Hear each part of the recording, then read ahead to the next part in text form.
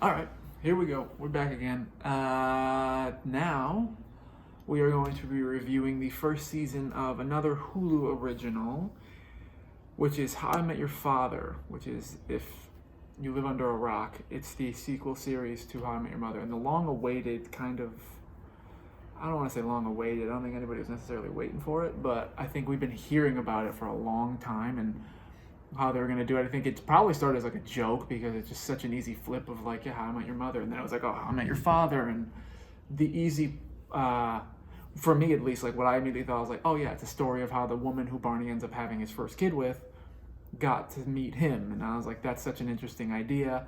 And while this may be that story, like while this may be it, yeah, let's get into everything else and then I'll get into my hypothetical. So, How I Met Your Father, it's hard, or let me say this right off rip, it's hard to replicate what they did with How I Met Your Mother. Such an original premise, and it was able to kind of incorporate these like tacky jokes and this very kind of corny vibe with really good casting. It was the right time, like it's the generation I was watching it, it was like kind of right in the sweet spot for the end of sitcoms. Uh, and they counterbalance the slapsticky feel of it with characters that you're related to, and while you end up kind of going from like feeling for Ted to going, you're doing this to yourself, they kind of just found this algorithm that worked with the time that they were kind of coming out. With How I Met Your Father, they try a little too hard, in my opinion, to replicate exactly what How I Met Your Mother was doing, and I think that coming into this, they need to realize this is a different time, and so you're either going to get an audience of people who never saw How I Met Your Mother and are going to not understand why it is this way, or people who did watch How I Met Your Mother and are going to immediately go, this pales in comparison, because again, lightning doesn't usually strike twice in the same spot. So it's hard right away to kind of get comfortable with it, I think, for me. And then also the fact that I think they go way over the top with the writing.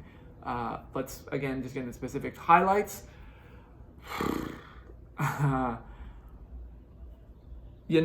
think it has promise. It sounds like a bad thing, but I think the highlight of it is that it could, honestly, for me, I'm big with music. For like a score for a show can mean everything, and I think they do really well, as did How I Met Your Mother, picking songs from kind of this generation that fit and give you this feeling of what's going on at the end of every episode. And while I think a low light of it is the ends of every episode being super dramatic, I think that they usually pick a good song, so there's a highlight. And I think this is less a highlight and more of a, it's smart that they're trying this. They're using kind of guest star power to keep it fueled, I think. And I'm not sure it's going to work, but they've been smart about it so far. They're not doing too much of it, but they're smart with who they brought in, I think, because they brought in Josh Peck, and then later on they bring in Colby Smulders for a guest starring as one of the older characters. I think that whole scene really, with season one being as weak as it is, it's almost like I think they were leaning on this, that they got one of the original cast members to do it, and so that's promising. And immediately for me, it did what I think they wanted it to do, for at least for people that had seen How I Met Your Mother. It made me go, I'll watch season 2, even though I hated season 1. Like, I was like, this is terrible, I don't think I want to watch this again. Immediately seeing Colby Smulders, I was like, this means they might tie some stuff into this, and I really want to figure out what it is. So, good for you. That's it for the highlights. My lowlights are, the cast is, like, to my knowledge, a group of ragamuffins that have no comedic, they have, like, none of them, these people are not comedically inclined to do a show like this. I don't know who's the casting director for the show, but I'm not, so far, a fan of it. I think there's too many central characters. I think that they're going, whereas we had Marshall, Lily, Ted, Barney, Robin, they had a circle 5. This one's got 1, 2, 3, 4, 5, 6, I think 7 kind of somewhat central characters, and it seems like they're still building, so I don't know who's going to leave, who's going to stay, what's going to happen, but too much going on. They're really overdoing it. I said Josh Peck was a good addition, and I was like, you can kind of tell from the beginning, it's like they're either going to make him into the guy who after season 1 he's gone, which I think he is, or he's going to be like this reoccurring character who you know is never really going to turn into much, but he's just there. Either way, smart move, but he's no less tacky than the rest of them, and as much as I love Josh Peck, he's not a great actor. So cast, not good. I think putting Hilary Duff as the lead sounded great because, again, you pull in names and it'll get people to watch, but I think she's so bad and the writing is so bad that a lot of people probably turned it off before the first episode is even over, which is sad to say. Also, with her whole fashion thing, for us to believe that she's the kind of girl guys aren't like fawning over is not real. Like in the first show, at least, it's like none of them. There was one character, Barney, who was super suave. The rest of them were kind of normal, and they played it that way. Whereas like Hilary Duff is obviously a catch, and like physically, just off the fact that she's like this curvy bombshell is like, of course, there'd be guys all over her, and it's like, they're not making it this like she's in love and she doesn't want these guys. It's like no guy wants her because she's just too much.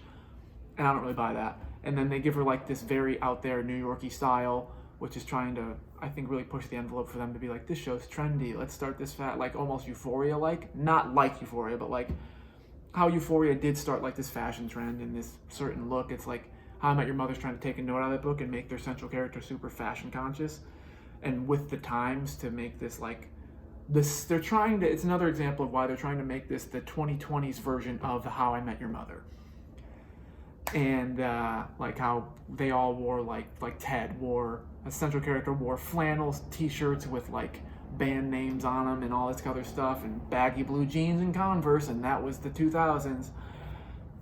But I don't know, doesn't work for me. And again, the writing at the end of the day is just, sitcoms are so outdated at this point that even them putting a laugh track was, whoever's idea that was, fired. Like, you don't need to stay that true to it. I think honestly at this point, I honestly not hate, but like judge them less if they took it out for season 2. You know, I'd be like, wow, look at that, inconsistent, but I'd be like, smart move. And I don't think it would even be noticed, nevertheless missed by anybody if they did. And hopefully that would help with the writing not being like geared literally just to make this laugh track make sense. It's like they're like, oh, tacky jokes so that like people know this is meant to hear the crowd laugh. I don't know, it's a caricature of a show. That's really what it is. Every character is a caricature. The writing's built for caricature. The whole show seems like, honestly, almost a spoof of How I Met Your Mother, which is sad. But again, with them bringing on Kobe Smulders, it makes me have hope that maybe they've got a plan moving forward, and this was just them rushing out this first season because they did put this together quickly.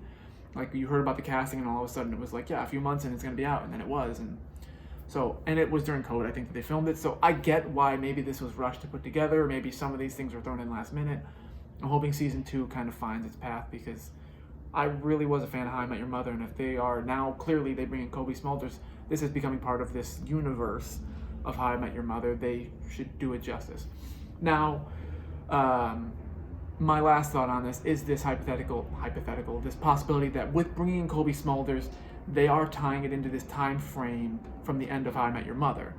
Or at this point, they meet Kobe Smulders, and anybody who's watched How I Met Your Mother, this is not her meeting. I see Kobe Smulders. Robin. She meets Robin. The central character, I think her name's Sophie, Hilary Duff's character, meets Robin at the end of the finale, the final episode of the season. I'm all over the place. And it's not her meeting Robin. This is like 2022, I think. I think they're like present day. So it's not them meeting Robin when she's like already in love with Ted now and everything. This is like the tween stage of her divorcing from Barney and getting to that point. So it's like years before she ever gets with Ted at the end of How I Met Your Mother, which I think is cool because it means they can play with these time things. And if one thing How I Met Your Mother did better than any show in comedy sitcom history, they were so consistent with their time frames. They had this plan from the beginning and they did it so well. If this show can do that, that'll earn it enough points for me to go, okay, I can respect it. Because that was so interesting and made everything so like, oh my goodness, and How I Met Your Mother, and like made you be okay with some of the tackier things they had going on. And the same thing would be for me. Like, here, all the stuff that they're trying to copy off of How I Met Your Mother, if they take that algorithm, I'll respect it. With me saying that, my thought going in, when I first ever heard about them doing a spin-off series, I was like, it'd be cool if they did it about the girl Barney has the kid with, because you never see her. And this could very likely be that, because of the way they're timing it out, I think they're playing it so clear right away that Sophie's character is going to be in love with the guy who she like sees the first episode, which is usually the case. They're going to do a whole nother Ted Robin thing. But with How I Met Your Mother, they flipped it on its head, and it was like you thought it was going to be one thing, and then it wasn't. They ended up together, but not the way you thought. And if they're going to try to do the same thing here, I think it's clear she's going to end up with this Jesse guy. But maybe she has like a one-night stand with Barney and has a kid. Maybe I'm wrong, maybe that's crazy, but that would be the most interesting thing to happen if I were them. I highly considered that, tying it into that universe. But I think obviously if I have that idea, then it's pretty predictable. But I don't know. But that, again, season 1 of How I Met Your Father. I didn't review it episode by episode because it was painful to get through, and I just didn't want to give it that much attention. But yeah, maybe next season I'll do episode to episode. We'll see. My grade for this season was, I think, a 2 or a 2.5 out of 5 overall for how I felt about it. Not good, but I'll give you the specific one in the description of what I did grade it specifically, whether it was 2 or 2.5 or whatever. But I will be back with season 2 whenever it comes out. But that's How I Met Your Father season 1. If you have any opinions or anything else, please leave it in the comments.